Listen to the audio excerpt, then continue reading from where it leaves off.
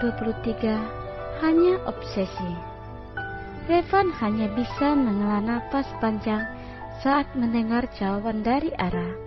Rasanya sangat sakit, apalagi dengan terang-terangan Ara menolak Revan yang ingin mengejar cintanya. Hanya dengan jawaban Ara yang seperti ini saja, rasanya sakit banget. Apalagi dulu gue sering nolak lo mentah-mentara. Lo kok masih sabar ngadapin gue, masih perhatian sama gue. Gue benar-benar malu, tapi gue gak bakal nyerah. Cuman gini aja, apalagi lo yang sampai berbulan-bulan Ra. Jadi makin sayang banget ke lo, batin Revan.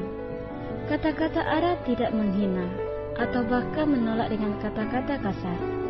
Dia hanya mengatakan tidak ingin jatuh cinta lagi karena mungkin masih trauma. Sakit memang sih, apalagi di saat kita ingin bisa selalu bersama dan berduaan dengan orang yang kita cintai. Entah kenapa sekarang mata hati Revan benar-benar terbuka melihat ketulusan hati gadis itu. Selama ini dia hanya dihasut oleh Angel. Revan tahu itu, tapi Joy itu tidak ingin memikirkan masa lalu.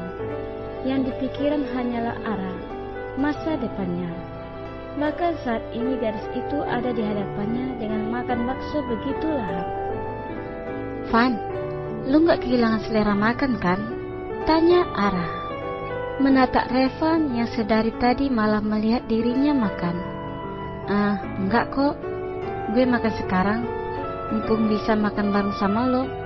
Revan langsung mengambil sendok dan memakan bakso dengan lahap. Ara tersenyum puas. Dia tahu kalau sebenarnya Revan tengah berbohong padanya. Mana mungkin Ara tidak tahu kalau Revan sangat tidak menyukai bakso. Apapun tentang makanan kesukaan Revan dia tahu. Jadi Ara juga pasti tahu mana makanan yang tidak disukai olehnya. Akhirnya setelah menghabiskan semangkuk bakso jumbo, Revan dan Ara memutuskan untuk pulang.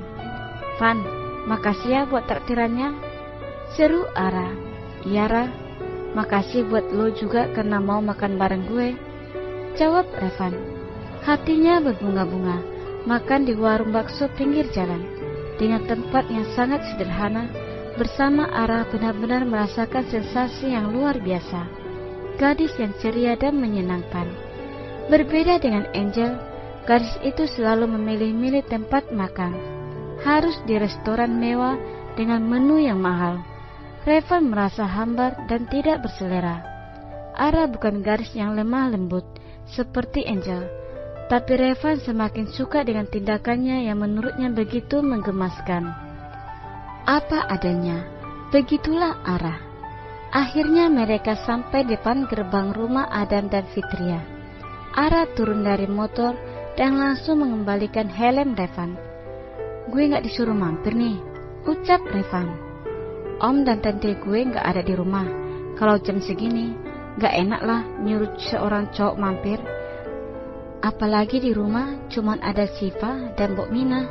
Jadi mending lu pulang aja, jawab Ara. Iya deh, besok gue jemput ya. Gak usah, gue pakai motor sendiri. Udah balik sana. Iya Ra, jahat banget gue diusir secara terang-terangan. Ara memutar bola matanya, kemudian membuka pintu gerbang dan langsung masuk ke dalam tanpa menoleh lagi. Sebenarnya Revan sedikit kecewa, tapi dia harus sabar menghadapi sikap Ara yang sekarang. Tidak ada Ara yang dulu selalu mencarinya dan dengan senyum tulus selalu ditunjukkan oleh gadis itu. Tapi Revan akan membuat senyum itu kembali lagi. Senyum manis yang hanya boleh ditunjukkan pada Revan seorang. Sungguh egois, tapi sekarang tekad Revan sudah bulat. Hanya Ara yang akan menjadi pemilik hatinya. Kak Ara. Siva berlari menaiki tangga menyusul Ara yang sudah lebih dulu naik ke atas. Ada apa, Van? Tadi itu yang nganter Kak Ara pulang, bukan Kak abangnya Raka ya? Jawab Ara membuka pintu kamarnya. Wah, gak benar ini. Siva mengekor ikut masuk. Ara meletakkan tas sekolah dan menyodorkan kantong plastik yang dibawanya tadi. Ini apa, Kak? Tanya Siva. Ini buat lo dari Revan. Siva membulatkan matanya. Ara mengangguk. Tadi kita makan di warung bakso Mas Rizal. Terus dia beliin buat lo karena tahu kalau lo suka bakso. Ucap Ara. Wah, dia nyogok Siva kak. Tapi nggak apa-apa deh. Bilang ke Kak Revan makasih. Ara mengangguk dan tersenyum. Siva tidak jadi menginterogasi Ara dan langsung keluar dari kamar setelah mengambil kantong plastik itu. Ara memutuskan masuk ke dalam kamar mandi untuk mencuci muka dan berwudu. Sedangkan di sisi lain, Revan baru sampai di rumahnya yang berjarak sekitar 15 menit dari rumah Ara. Matanya menatap tajam ke depan melihat Angel berdiri di depan pintu gerbang rumahnya. Van, aku mau ngomong sama kamu, seru Angel berjalan mendekati Revan dengan senyum khasnya. Ada apa lo kemarin? Van, please.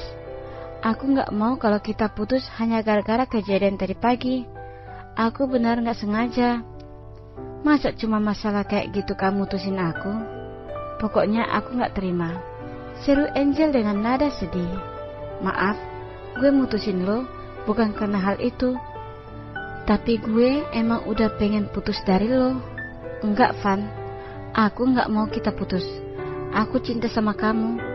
Dan aku juga yakin kamu masih cinta sama aku. Aku tahu kamu tadi kilaf kan? Reva mendesak kasar. Pintu gerbang terbuka setelah satpam di rumah mewah Reva membukanya. Angel, gue gak kilaf. Selama ini gue merasa hubungan kita ini hambar. Rasa gue ke lo seperti bukan cinta, tapi hanya sebuah obsesi, dimana setelah gue bisa jadian sama lo, semua terasa berbeda dan jujur, gue udah gak nyaman. Maaf. Revan segera melakukan motornya masuk ke dalam rumah. Angel tidak terima. Dia pun berteriak memanggil nama Revan. Maaf Neng, sebaiknya Neng pulang.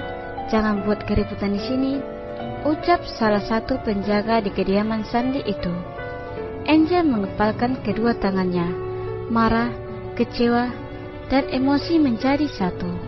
Ini semua gara-gara Ara. Gue bakal balas semuanya sama dia.